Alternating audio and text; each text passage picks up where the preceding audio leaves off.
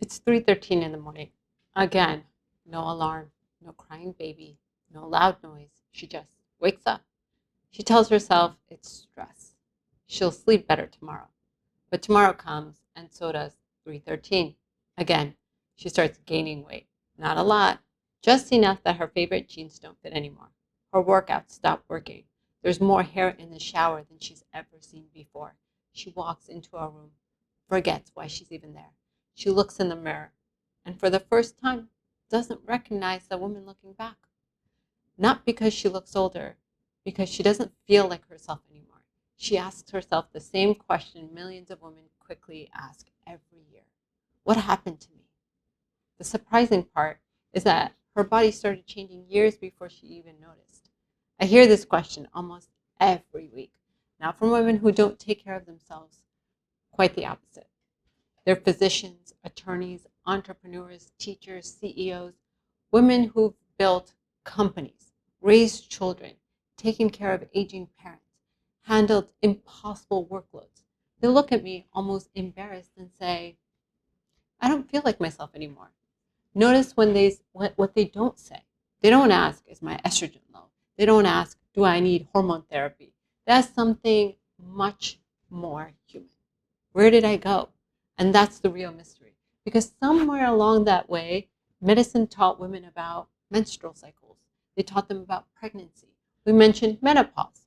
But almost nobody explained the decade in between, the decade where many women began losing confidence, long before they even lose their period. Imagine buying a beautiful home. For decades, everything works. The lights turn on, the plumbing, the foundation feels solid. Then one day things start happening. The pipe leaks, the light starts flickering, the door starts sticking, the heating feels different. None of the problems seem related until someone finally tells you the entire house is being renovated. That's perimenopause. It isn't one symptom, it's a whole body renovation. And the foreman overseeing the renovation is estrogen. Most people think estrogen exists for reproduction. It doesn't. That's one of its jobs. Estrogen communicates with nearly every major system: brain, heart, muscles, bone, skin, blood vessels, immune system, your hair follicles, even the areas that regulate memory, sleep, body temperature, mood. So when estrogen begins fluctuating, it doesn't create one problem. It creates dozens of tiny changes that seem completely unrelated until someone connects the dots.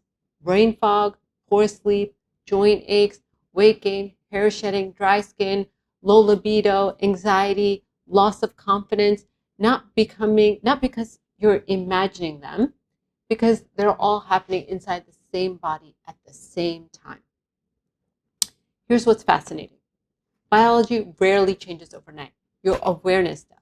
Think about eyesight. Most people don't notice it's getting worse until one day they can't read the menu. The eyes didn't change that morning. The threshold did. The body works the same way. For years, your brain compensates. Your muscles compensate. Your metabolism compensates. Your sleep compensates. And one day, they can't anymore.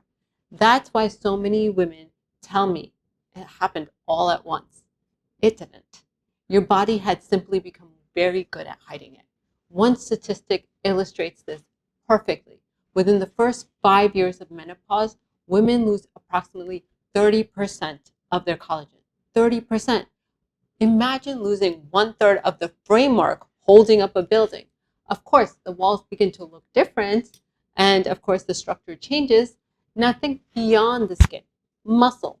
During midlife, women also begin losing muscle faster than they can actually replace it. That isn't just about appearance. Muscle determines how efficiently your body uses glucose, how resilient you remain after illness, how easily you climb stairs, whether you can lift luggage, play with grandchildren, prevent falls, stay independent.